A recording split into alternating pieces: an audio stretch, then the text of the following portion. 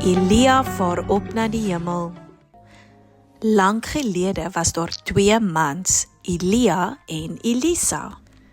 Elia was 'n profeet van Jahwe en hy het belangrike boodskappe van Jahwe aan Jahwe se kinders oorgedra. Op 'n dag stuur Jahwe vir Elia na die Jordaanrivier. Elia was gehoorsaam en hy doen soos wat Jahwe hom beveel het. Elia en Elisa gaan na die Jordaanrivier. Elia neem sy mantel en rol dit op. Die volgende oomblik slaan hy met sy mantel op die water en die water het oopgegaan.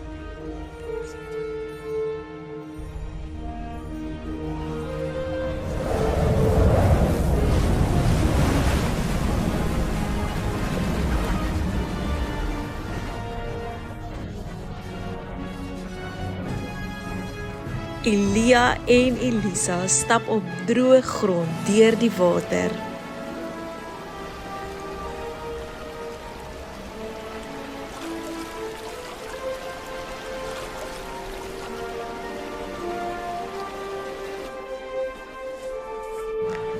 Nadat hulle twee aan die ander kant van die rivier gekom het, sê Elia vir Elisa: Jahwe gaan my binnekort wegneem. Wat kan ek vir jou doen voordat dit gebeur? Elisa dink. Hy het vir so lank aan Elia se voete geleer. Al wat hy wil hê is om aan te gaan met Elia se werk vir Jahwe. Elisa antwoord: Laat dan tog 'n dubbele deel van u gees op my kom. Elia sê: As jy my sien wanneer ek weggeneem word, dan sal dit wat jy gevra het so gebeur. En as jy my nie sien nie, dan sal dit nie so gebeur nie. Die volgende oomblik kom daar 'n wa van vuur met perde van vuur aangery.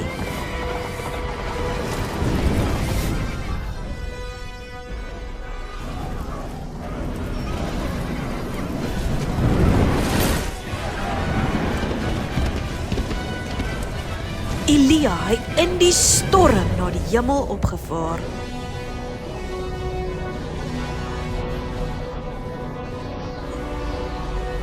Elisa het uitgeroep agter hom aan en ewe skielik was Elia weg.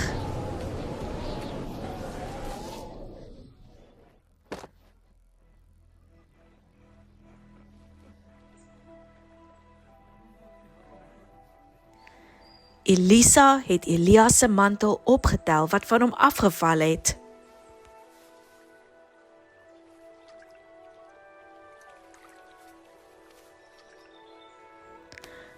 Hy rol dit op en slaan op die water net soos Elia gedoen het.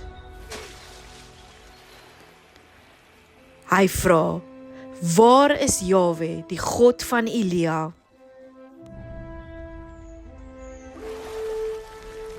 Die water het oopgegaan, net soos dit vir Elia oopgegaan het. Die mense wat daar naby was, het dit gesien en hulle was verstom.